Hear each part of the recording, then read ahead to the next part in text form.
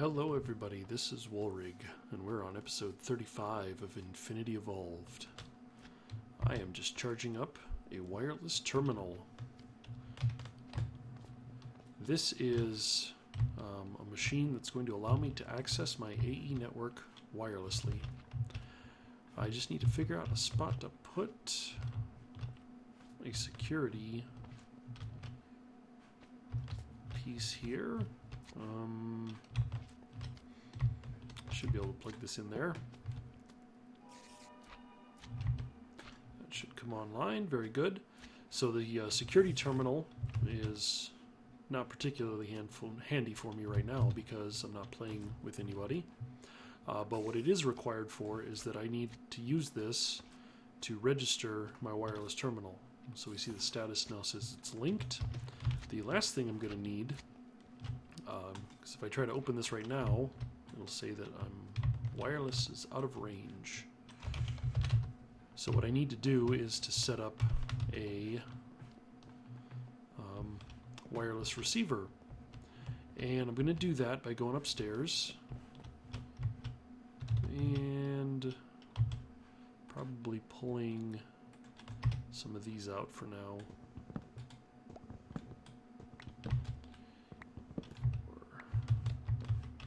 Yeah, something like this. And we'll just kind of hide this wireless receiver up in here. I think this will be a nice spot for it.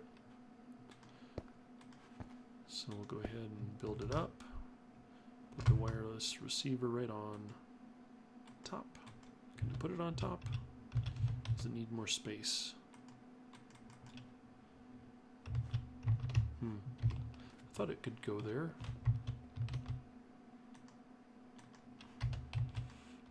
What am I missing?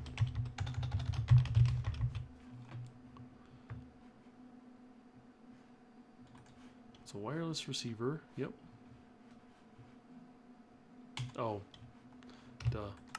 Have to make the access point. That's what I'm trying to make. The receiver is just a component. The access point is the piece that I actually want to make. And that should come online. Glows nicely. And now we can see into our wireless network. And that has a range to start with, I think, of about 16 blocks. So if we go to that access point, and we right click on it, it tells us 16 meters. Yep, so each meter is a block, and we're currently using 16 RF per tick to connect to that. So I can't go real far. If I come out here, see where the edge is. There we're out of range. Still out of range. Pretty close to there. So in order to upgrade this, what I want to do is put in some wireless boosters. And I don't know, a handful of those. The main thing that these need is ender pearls. We need to pulverize the ender pearls to make the pulverized ender, and we'll just kind of let those craft up for a little bit and be able to put them in to our access point. So there's 10.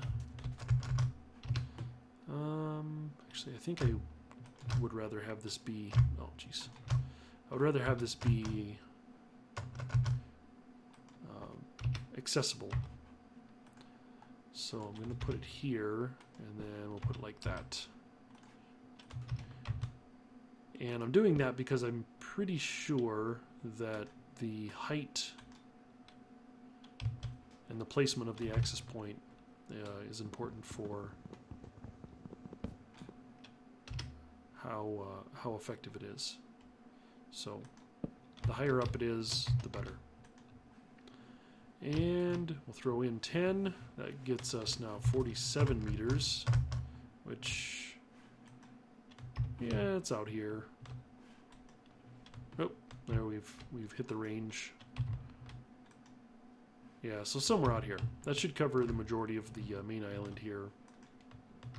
And that's really all I want to do for now. But that is a handy little thing.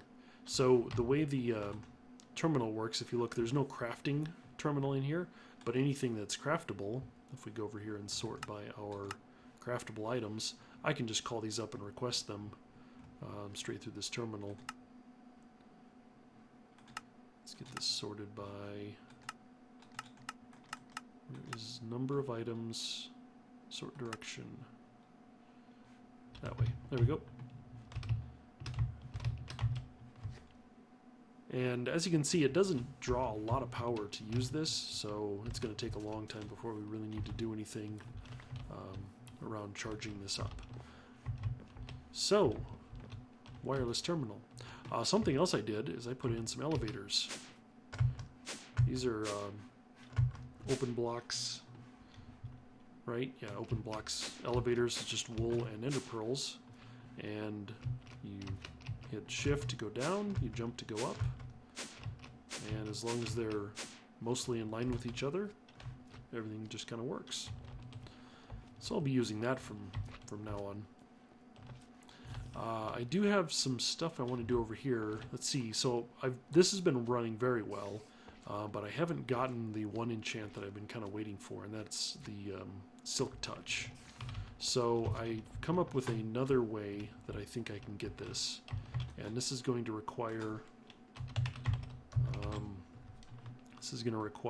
an enchanter from Ender.io, and that shouldn't be too difficult to make. I just need to queue up a book.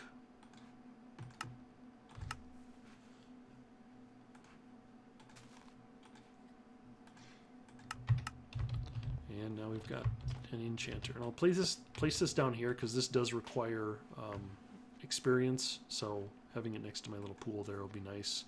And if we click on the recipes, we can kind of cycle through here, and we can see that I can actually craft the enchanting books that I want. And the one I'm looking for is Silk Touch. So that takes a book and quill, a slime ball, and 30 levels. That's not bad at all. So let's go ahead and grab that stuff. Let's get another book. A book and quill. And I should have loads of slime. Oh yeah, quite a bit. And then last thing is 30 levels. So let's put this up here. And hopefully, I should have about 30 levels in here. We're going to need to do something to try to automate this at some point too. So we just take these items, Silk Touch. Fantastic. So that I'm going to put in over here for now. I don't want to just use that book as is. Where'd it go? I'm going to try and find it here. They should be alphabetical. So Silk Touch is right there. Okay. So I don't want to just use that book as is because, you know, I'd have to use 30 levels of experience every time I wanted to make one.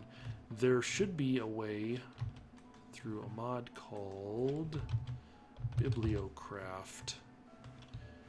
I haven't touched any of the Bibliocraft stuff yet, but one of the things it has in here, if I can find it, is a typesetting table and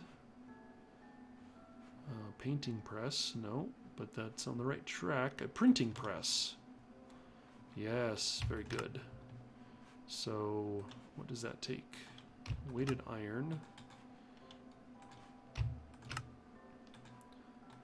There's that. A typesetting table. Need some typesettings. And like so. And what this is going to allow me to do is, with a combination of blocks here, let's just put it down here for now. Seems like a good spot. I can actually duplicate enchanting books. So it's going to take a few more pieces here.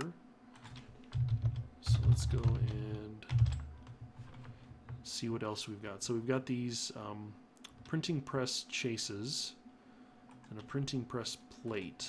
So the chases are used to make the plates, and then the plates are used to print with. And one of the things that's very handy for this mod is the reading glasses. So if we make ourselves a pair of reading glasses, looks like we're out of ink. There is... So we've got some of these. And I need a mortar and pestle. One of the nice things that Botania does is that we can turn the flowers into any kind of dye. So that helps out immensely for times like this where I need another piece of dye. The glasses go on in place of your helmet, and what they do is they allow you to look at the machines here. Oh, so it says select a book. I don't know if you can see that, but it's really faint. This, I don't think it's going to tell me anything because I don't think it has anything yet. So I've got to put ink on there. And how can I do that? I think I'm going to need, let's see.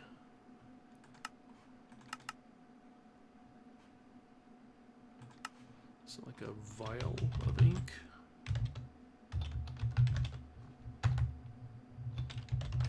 And just ink sacks. Phantom ink, that's not helpful. Yeah, an ink vial, okay. So if we look, I should be able to use a variety of different things. Perfect.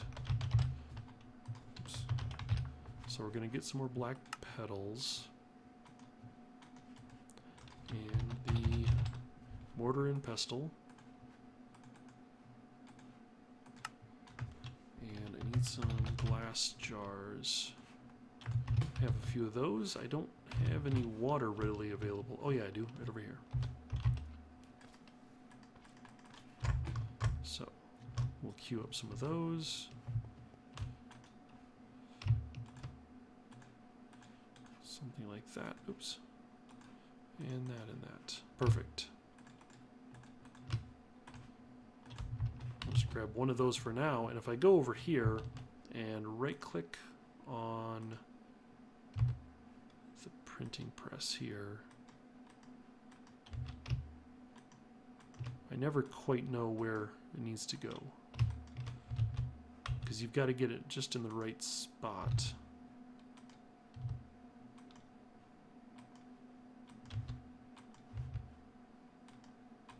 Okay, well, let's get some other pieces. Maybe I've got to get a maybe I've got to get some other stuff put together first.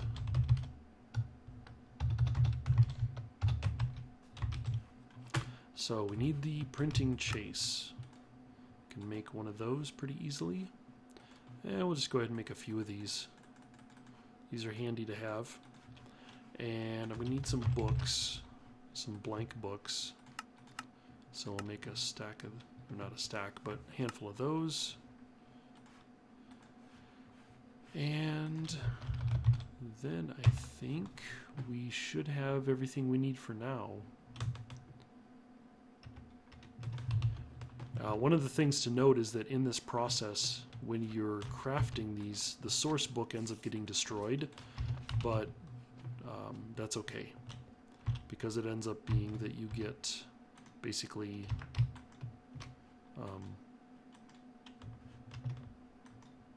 okay, there's 7 chases. You get to end up making 3 copies of the book. So if I put it in there, and you can see that I've got kind of it says Silk Touch. It's hard to read it. And if I take off the glasses, I won't see any of that information. So I'm trying to mouse over it now, and I just don't see anything in there. So that's where these glasses are handy to have. Okay, let's put that back in. Select a book.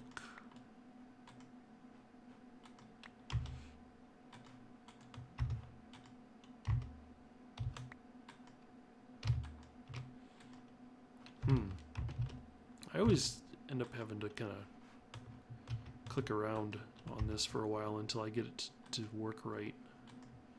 No.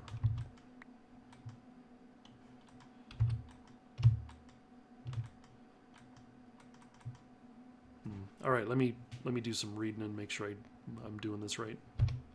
Okay, so the command is shift right click. Shift right click. Why are you no working? No, the chases go there. Shift right click. Right?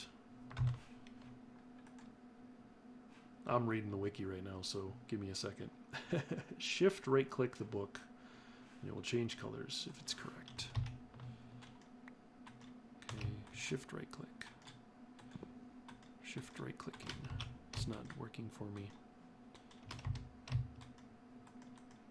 Why you no worky? Oh, that's not what I wanted. Oh, see? It's hard to read that stuff. Requires 40 levels. So, it's right there. Requires 40 levels. I may not have 40 levels in here. Let's see what we've got. Oh, I might be so close. There it is. 40 levels. Okay. Shift right click. Ta-da! Yay! Haha. Perfect. And that is the enchanted plate. Now we can take the plate and put it over here. And we've got our silk touch. Now I should be able to put my ink on here. So silk touch level 1. Come on, I thought I had to put ink on there. I don't know. But anyway, then we're going to take our book and we got to just kind of place them here. Yep, we just kind of place the books on there, and then I thought, oh man. All right, hold on. Okay, I'm just derping all over the place today. So you need ink sacks, not ink. And these should get, there we go. So we're going to put the ink sac on there, and it tells us how much ink is left. And we're making copies of the book. There's one copy, just like that. We pick it up, and we'll make another one. And non-enchanted books, you can make copies all day long. There's no limit to the number of copies you can make once you have the plate. But with enchanted books, you can only make 3 copies before the plate breaks. So that's kind of to limit you from just making infinite copies of this. So there's all 3 of them. You see the plate is gone, our ink is gone, and we still have, if we catch it just right, we can see it says 7 books, which I started with 10. So perfect. So I'm going to go back over here now and throw these other 2 into there. So we've got 2 silk touch now. And the reason I need silk touch is because I need to build an upgrade to our quarry. And I want to build the silk touch upgrade, which requires a golden pickaxe with silk touch on it. So we'll do that. And now I need to enchant it, which I have an enchanting table. Cool. Actually, I don't need that. I need an anvil I have upstairs. Let's make sure to use our elevator. Of course, I probably need 6 levels. I got that, I think. We'll see what happens. Bare hand. Oh yeah. And we are going to be out of experience here very quickly. I haven't really been doing anything to gain a lot of experience lately, but I'm going to run out soon. So we'll go back downstairs, and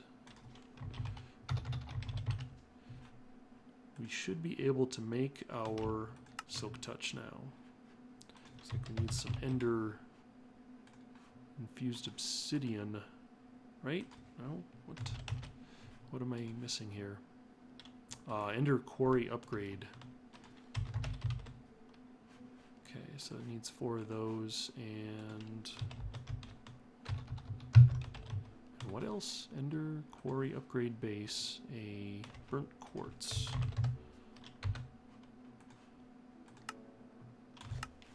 Get one of those made up. There we go. And we'll head upstairs to fire up QED. So these guys go around in a pattern like so, and that. And in pretty short order, we should have the base. Cool.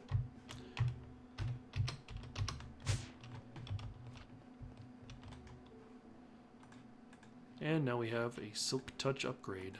This is handy because now when I run the quarry, instead of breaking the blocks, it will in fact harvest them correctly. I thought I had a drying rack. So the drying rack I'm going to use to hang up my glasses so that they're always over here by the things I need them by. We're going to go ahead and put some stuff away. While I'm over here, I need to make something to hold everything I have. So instead of just holding the stuff in my inventory when I'm not using it, I like to have it available, but I want to make, there it is, the golden bag of holding. So pretty easy like that. There's an upgrade to this that gives it reincarnating 1, and it just takes some magical wood, which requires some enchanting books, of which we have a handful of those. And we have some of these, like Power 2 here, where we have a lot of them.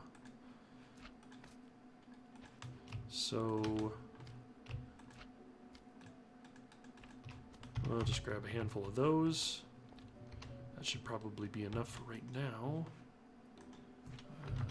Magical blocks. And reincarnated 1 is... Actually, I already have some magical blocks, don't I? I have 3. Cool. Never mind. I will just use these then. Reincarnate 1 is nice because it does like it sounds. It reincarnates me. So if something were to happen, it would be very hard to kill me right now, but it's not impossible. And if something were to happen to that effect, then this should, instead of killing me, it'll burn that up as a reincarnate. And this is nice because it's just a place that I can store a bunch of stuff that I want to have available, but I don't need to use all the time. So let's go up and do one thing here. I need to repair my pickaxe. So I need some alumite. Don't have any. Where's my alumite?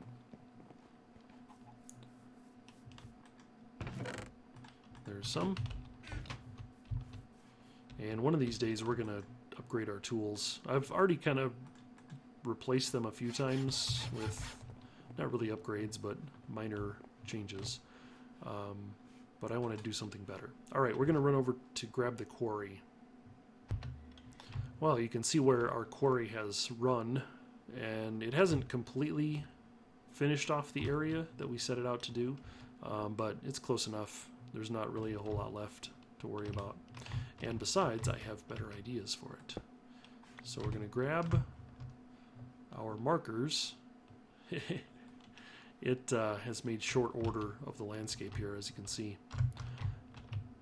Let's go ahead and grab this and this, that, and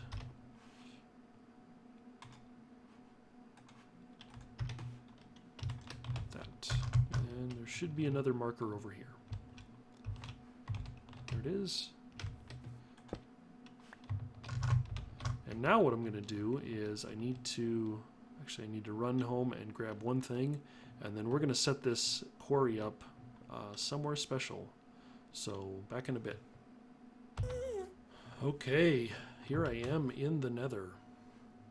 I've put down my ender markers, and I've gone in both directions here 100 blocks. So I will have a 100 square block area that I'll be clearing out. I'm all the way at the top of the Nether, if you're not familiar with it, yes, there's bedrock at the top of the Nether, because of course it can't go on forever. Surprise! Yeah, this works. Cool, huh? At least it should. So if we put our quarry down here and right-click it, we have successfully established a boundary. Fantastic. So then I'm going to put in our hole upgrade, because of course we want it to actually dig the hole, so we know where it's been digging. I then also want to put on the silk touch, and this was important because with these nether ores, when you mine them, if you don't mine it with silk touch, the ore next to it will explode, and that's not very good. I mean, we don't want that to happen. So we're going to put this chest on here, and we should have, yep, things going away, doing their stuff. Of course, this is my AE system back in my base, actually picking up those items and doing things with them. The last thing is that we're going to give our machine some power. And I had set it up before to send the items through. I don't want to do that this time.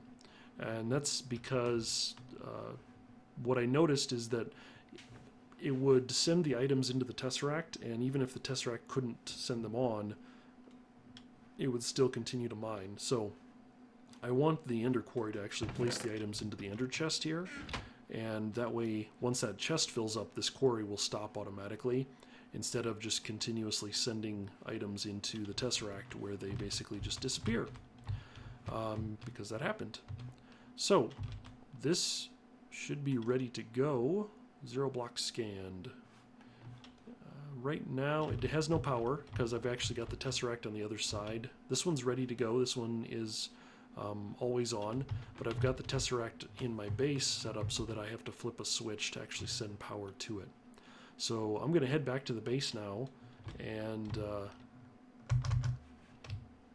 head back to the base once I figure out where I'm at. There's my junction. I'm going to head back to base and get some final things set up for this, and we will start mining the Nether, which should be very profitable. So back in a bit. Okay, I'm back at my base now, and I've gone ahead and added another drawer to my wall of just random materials here for the nether rack that I'm going to be getting large quantities of. I've gone ahead and upgraded it and locked it and put a void upgrade on it too, so that should just, basically hold all the nether rack that might come in. I've also added a compacting drawer here for nether bricks and blocks of nether brick, and that's because in this process I am going to get nether brick that's going to show up in here, and it's going to get smelted, which will make I'm going to get netherrack that will turn it into nether brick. So everything should be ready. Let's go ahead and fire this guy up, and we should see our power consumption jumps pretty high. Oh yeah. Of course, we're using 1.5 times as much power now because of that Silk Touch upgrade. So this might actually just about cap out our reactor. Yeah, 2,800, almost 3 grand. And we should see here, this is doing its thing. So, wait a second. I'm not done programming stuff yet. I realized that this filter is going to need to be reprogrammed. So I need to work on that. Let me get that reprogrammed real quick. Okay, there we go. So this is being highly productive, as you can see. Problem is that some of this stuff does not smelt. So I'm going to need to filter it off into somewhere else.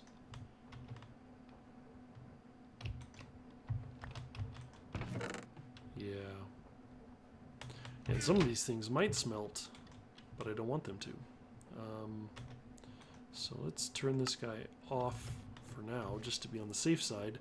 I've got a little bit more tinkering to do with this, because I'm also getting dense ore, which the best way to process this is actually break it down in the sag mill to get the regular ore, and then break it down again to get the actual items. So this is something I'm going to have to work on, but I've got some of the filtering going here so far, and that all looks good. I'm going to get a lot of materials out of this. That is not what I want from you. So as you can see, I've got some experimenting to do to figure out how to get the right types, because I want the coal to actually break down into coal. I don't want it to break down into dust. That doesn't seem like something I would want.